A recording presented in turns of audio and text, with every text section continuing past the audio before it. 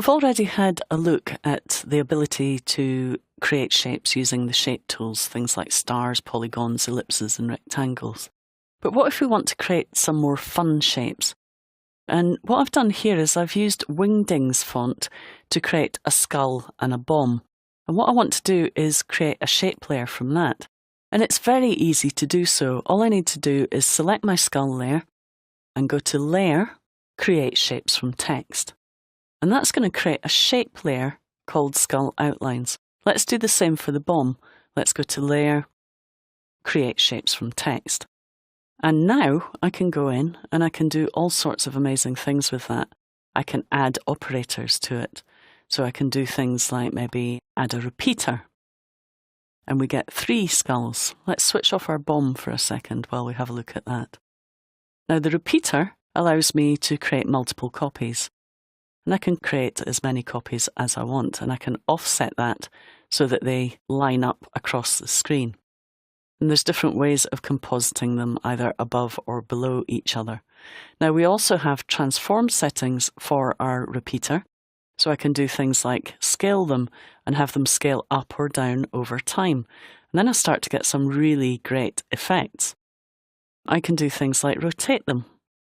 Have them rotate over time, so I now have twisting skulls.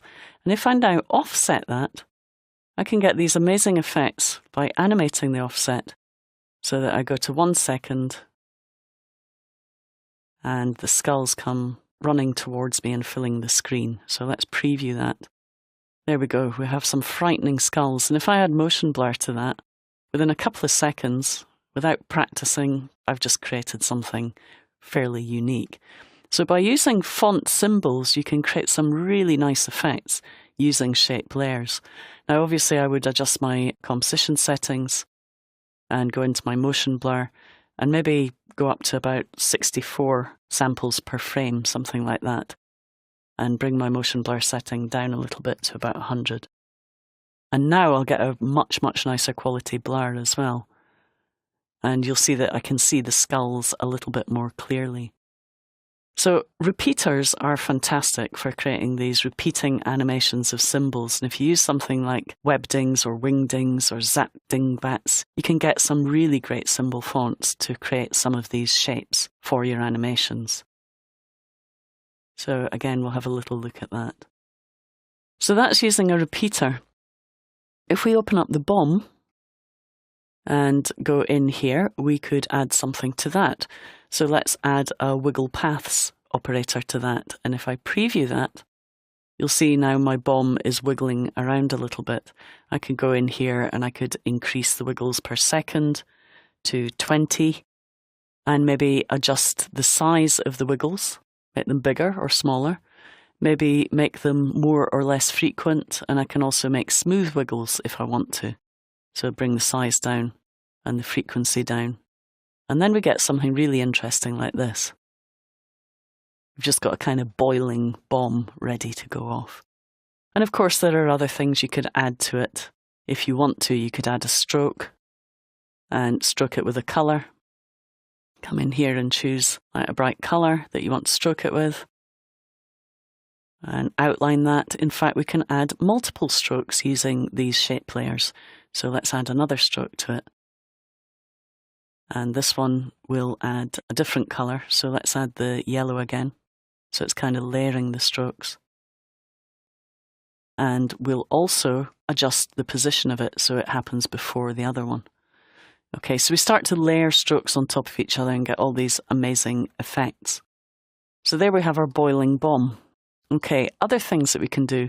We can take vector shapes, and this is a new feature in version 6. We can take vector shapes now and we can convert them to shapes. So I choose Create Shapes from Vector Layer, and my Illustrator file is now a shape layer. And you know what happens when you have shape layers in 3D in After Effects CS6? What we can do is we can go into 3D, we can choose Ray Traced 3D. Now I'm going to just drop to draft resolution for a second so you can see that in fast draft. And now if I open up my geometry options, I can extrude that. And if we have a look at that from a different angle, you'll see I'm adding depth to it. Now, if you consider, you can also do that with text as well. You have some really great options there. So we can add a bevel to it as well, maybe concave bevel, and adjust the bevel settings. And as soon as we add lighting to that, if I add a spotlight, for example, and click OK, and just adjust that spotlight. Let's just make it a bit brighter by pulling it out. You can see clearly how that's affecting my shape layer. Now I can still use things like operators on that. So I could put something like pucker and bloat on there and then get a really bizarre look to my 3D just by adjusting the pucker and bloat settings. I can start to create these amazing 3D shapes. Now that's going to take a little bit of time to render. So we have the spinning wheel of death coming up there. I'm on a Mac here without a supported graphics card. So if that happens to you and you just want to halt it rendering, just hit the caps lock key and that'll stop it rendering for a second. Okay, so we had a little bit of a crash there, to be honest. So be careful about applying operators, path operators, to 3D. Probably best to work in draft quality and not try and ray trace them, and take things a little bit easy if you don't have a supported graphics card like I don't. But I like pushing things to the limit, so I'm not going to worry too much. Anyway, here we are back in the comp again, and you'll notice here I have a little comp with some shape layer animation in it. Now, it looks really complex and complicated, but I just want to show you how easy it is to create something like this. Now, if we have a look at these one by one, let's just have a look at that layer there. You can see there we have some flower shapes with a repeater on them. On top of that, we have a shape layer. And if I double hit the U key, you'll see I have a path with points on it. I can animate the points of the path. Everything that you see me do can be animated over time. So this is just to give you an idea of the kind of things that you can animate. We can animate the size of it. Start to get that kind of animation going on just by animating the size. All these kaleidoscopic animations. We can adjust the amount of ridges per segment and start to create more or less complicated stars by reducing or adding to that. Pucker and bloat that broke our 3D. By animating that, you can get the most amazing little animations. And once you start compositing these together, you can get a really amazing effect. So let's have a look at this flower here, and you can see the flower shape of the path outlined here. If we go into my shape settings, so just open up the contents, we can have a look at the repeater and you'll see that we've repeated lots of copies of the star there. Now we could go on doing that. We could go into our transform settings, maybe create a complete circle of them, adjust the scale as well over time. So we get more variation in scale.